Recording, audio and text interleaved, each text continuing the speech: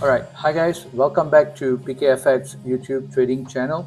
So this will be a trade entry and trade update video. I actually have already taken like about 4 trades from 2 different currency pairs, and I've repeated the trade actually because of certain specific reasons, and I think it's important to document everything that I've captured so far.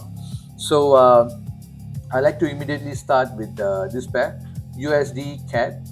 So USD CAD, as you can see, this trade right now, it's going on a reasonable profit, but it did not start off like this. In fact, to be fair, if you see this long doji candle wick, this was the trade that I took and I got wiped out. If I were to zoom in to the 30 minutes candlestick, so basically this was the trade. So what happened over here, USD CAD, this was the trade that I wanted to go for a sell. The 4-hour was a sell, the daily was also a sell.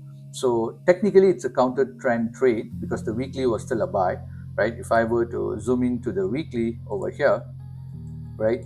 So you can see that the weekly was actually a buy and it already had a very good pullback.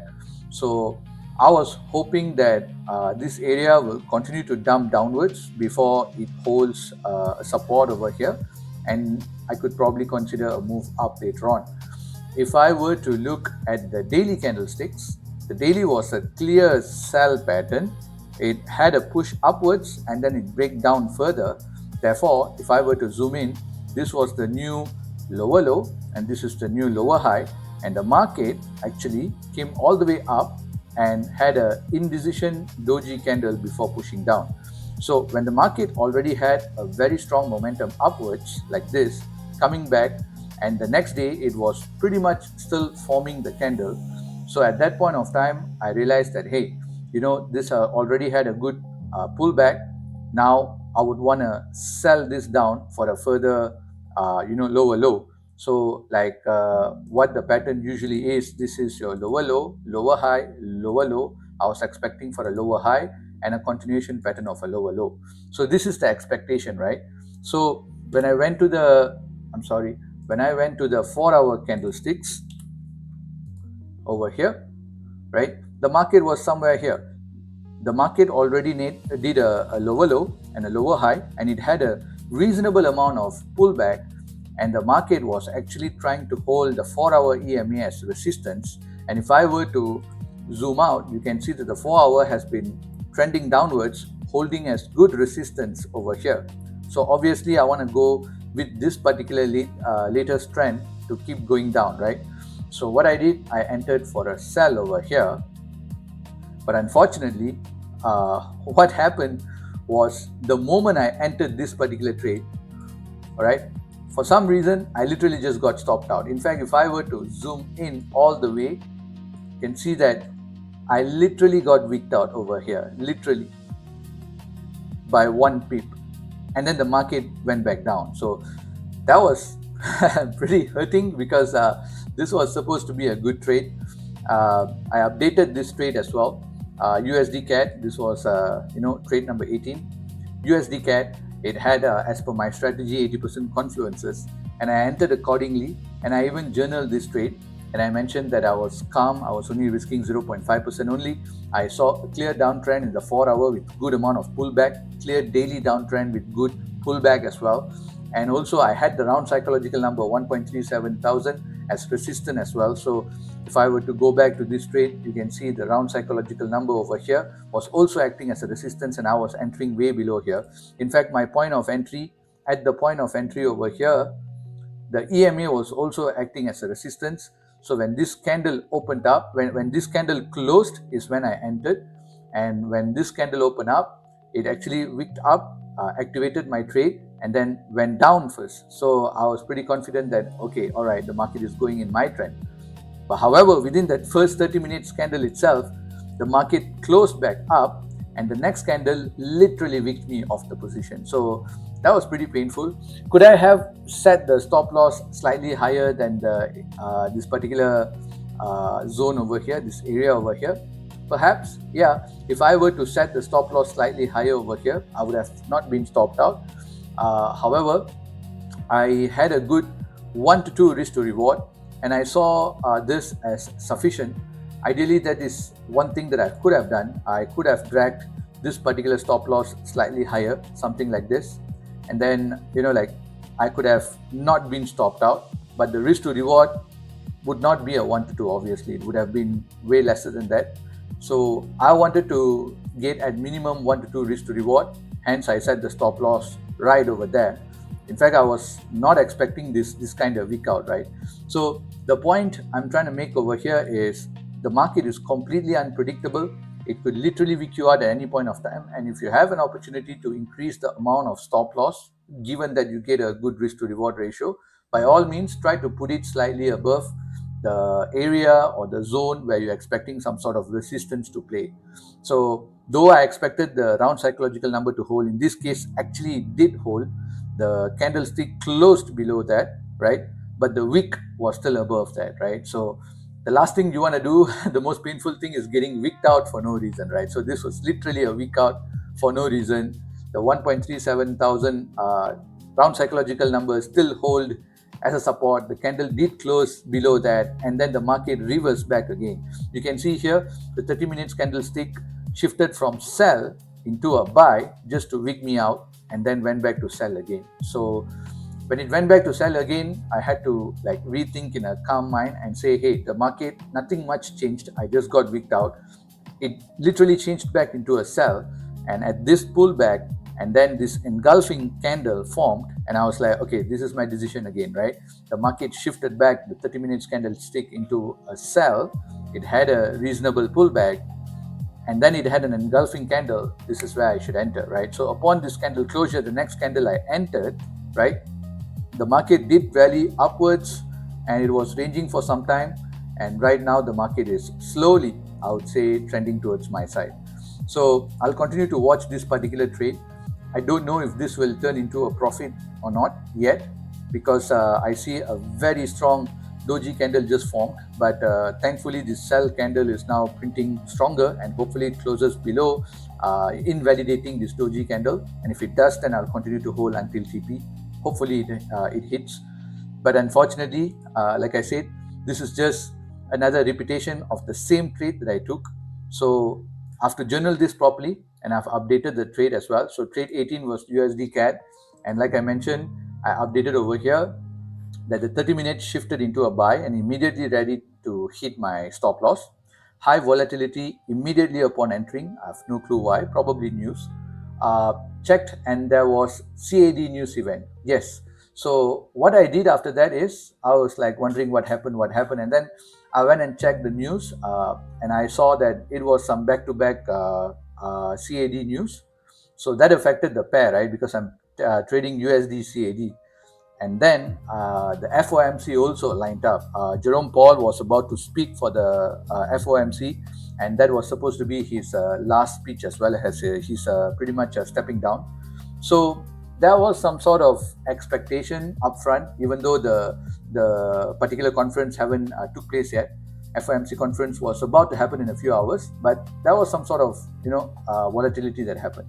So these are some of the downsides. Sometimes it can happen if we are trading purely on technical basis, purely looking at price action alone, and we have no clue in what the news is going on.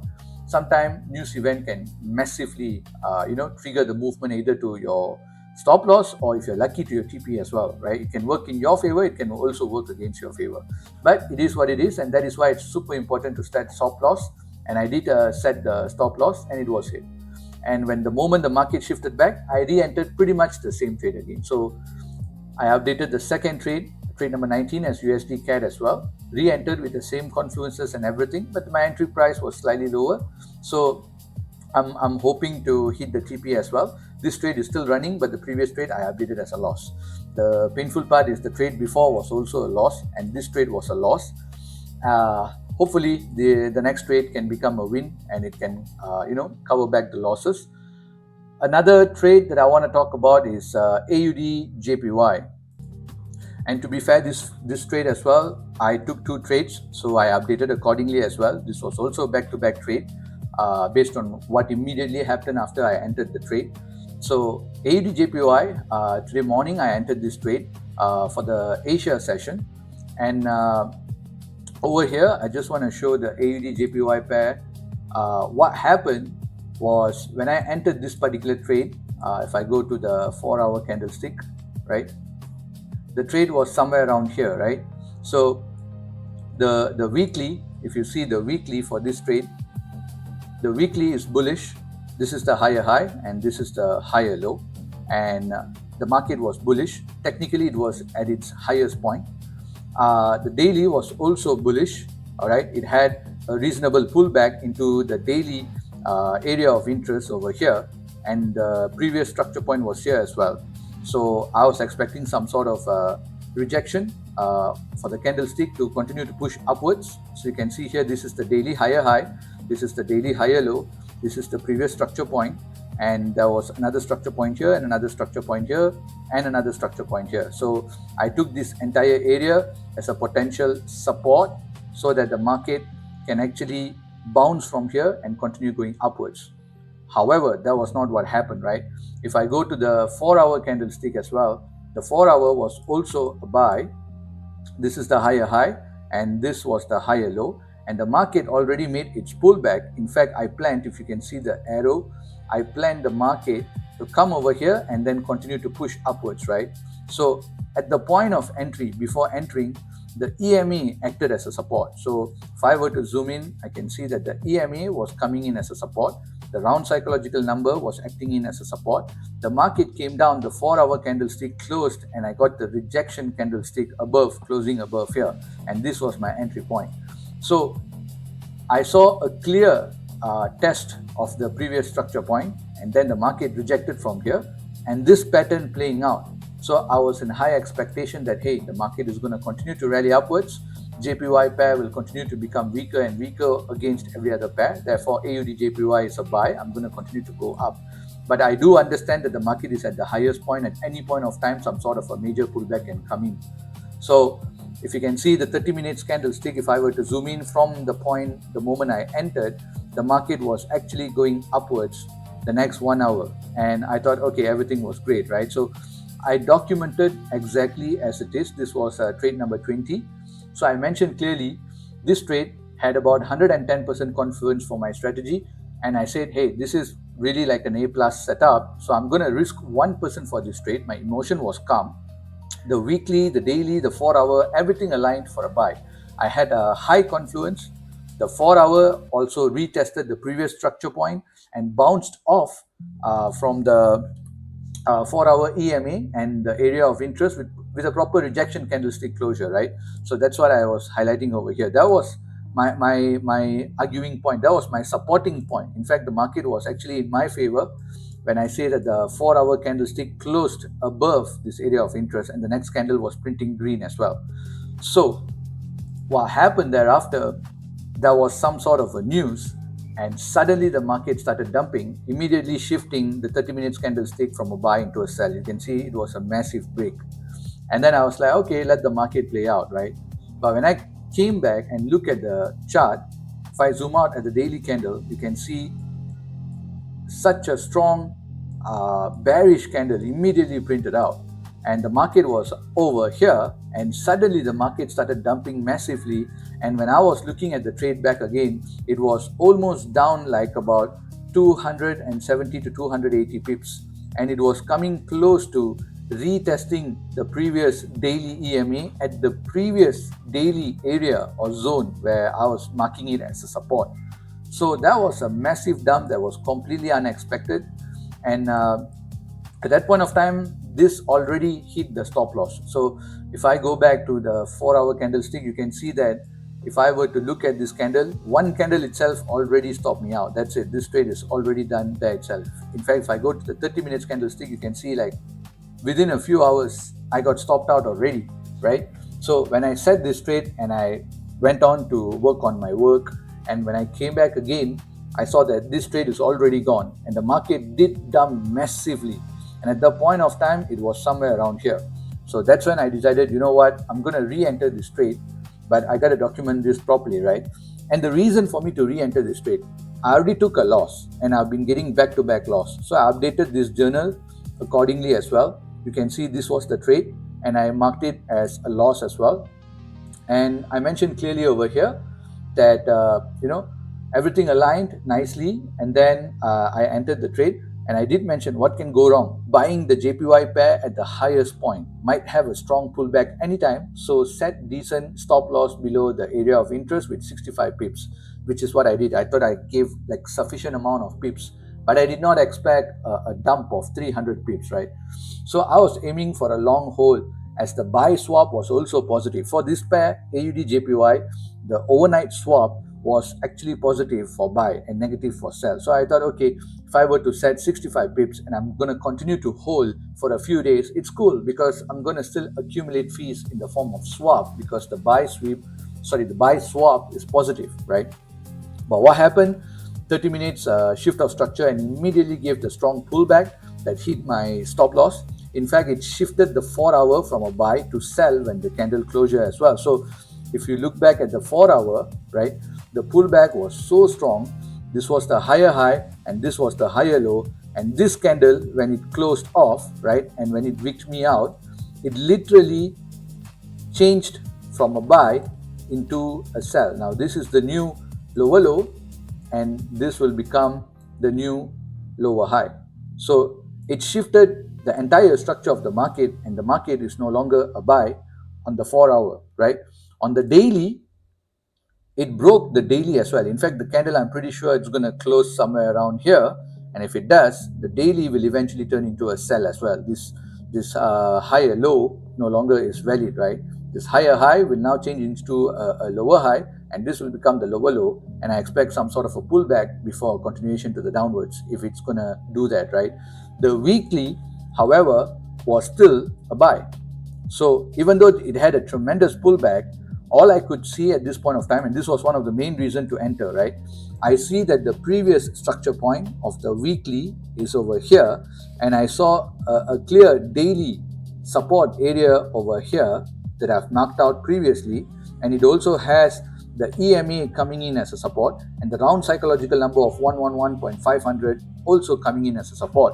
So what I did, I decided, you know what, I'm going to set a buy limit over here. At that point of time, the market was dumping somewhere here, and it was already down like 280 pips or so. I said, let it go up to 300 pips or so. I'm going to set a buy limit over here because I expect some sort of a huge week out, right? A huge form of a reversal, because this is completely unusual and this is probably news-induced event. So that's what I did, and I would say it was a lucky trade. Because at this point of time, the market did wick me into the trade, and currently it's going on in a profit, right? So the moment I saw it was going on in a profit, what I did, I moved my stop loss from here into slightly above, and I'll call it as a break even, right? So that I no longer risk that 1% of the capital that I was willing to risk previously. It is the exact same trade, but over here it was 1 to 2 risk to reward with 65 pips. Over here it's 1 to 3 risk to reward at a better entry point, right? With the same 65 pips, with the same 1% risk. So I risked it in such a way, and so far the bounce has been working. I cannot conclude, but I'm gonna still do the exact same thing that I planned, because this is a AUD-JPY pair and the buy sweep is positive. Sorry, the buy swap is positive. So it is in my favor. And right now, since the market is already moving upwards back again, like some sort of a correction movement, and I've already brought my stop loss into a break even, so I'm safe on this trade, right? In terms of the strategy, I would say the placement, this trade was more towards placement than actually following my strategy, because if I were to calculate for the confluences, I only got 40% mark. So it's definitely not even a B trade setup. It's not an A plus setup, it's not an A setup, it's definitely not even a B grade. I would say this is technically a D grade setup, right? And why is the confluence so low? It's because the confluences are made in such a way that it is aligning towards your direction, and when the market is dumping terribly like that, you are not going to meet your confluences as per your strategy. But the reason I entered, because that was definitely a one-off event, and I also cross-checked it with other JPY pairs like Euro JPY. It had the exact same dump that I was like completely unexpected dump, and then USD JPY, it had the exact same dump as well. So I know already this has something to do with JPY pairs, and Yes, it was a news event. So usually this kind of dump, this kind of massive dump should have some sort of a reversal, or should have some sort of decent pullback before the continuation of the dump. And I was expecting the pullback before continuation of the dump, right? So I moved my stop loss. And if the continuation doesn't happen in that way and the market continue to rally up in the longer term, well, I had a fantastic entry over here. So that's why I have to journal this properly. So I did mention clearly that even though I risked 1% for this trade, but there was a little bit of a fear of missing out, and I did feel a little bit of anxiety in me. I have been having back-to-back losing streak, and this trade, have to be honest, in terms of my emotion, that there was a little bit of anxiety in me when I was taking this trade, because it was not purely following my strategy, but it was purely based on market placement of the immediate news event. So I have pretty much journaled that part. And other than that, majority of the explanation is pretty much the same. I've already told what you saw just now. And I also marked out what can go wrong, where the market can literally dump further down, breaking past the area of interest, the second daily or area of interest that I've marked. So I only reached the same 1%. I set my stop loss that was meant for the previous trade. So this placement of the stop loss is actually way below the daily area.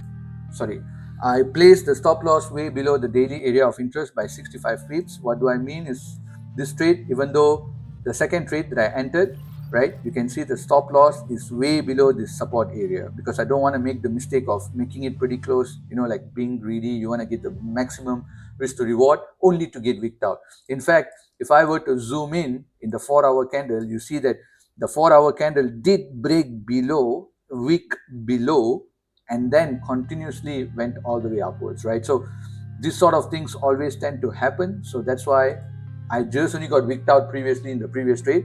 As a lesson learned, I pulled the stop loss to be slightly way lower so that I don't get wicked out another time, right? So yeah, that's pretty much the trade update.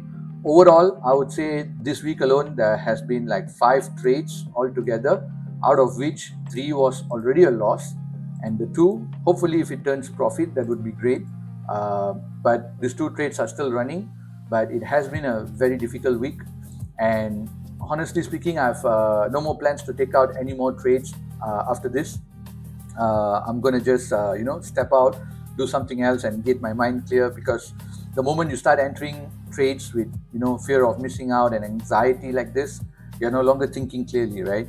I was lucky that this trade is going in my favor, but what if it did not go in my favor? Now I have like 4 back-to-back trades that is in a loss, right?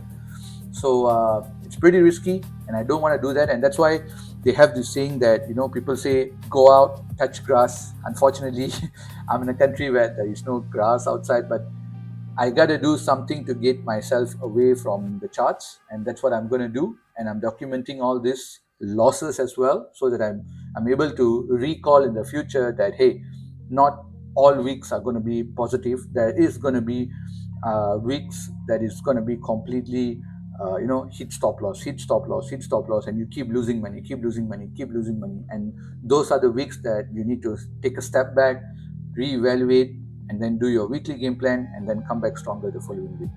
So that's about it, guys. Thank you so much for your time, and I wish you guys all the very best. Thank you. Have a good day.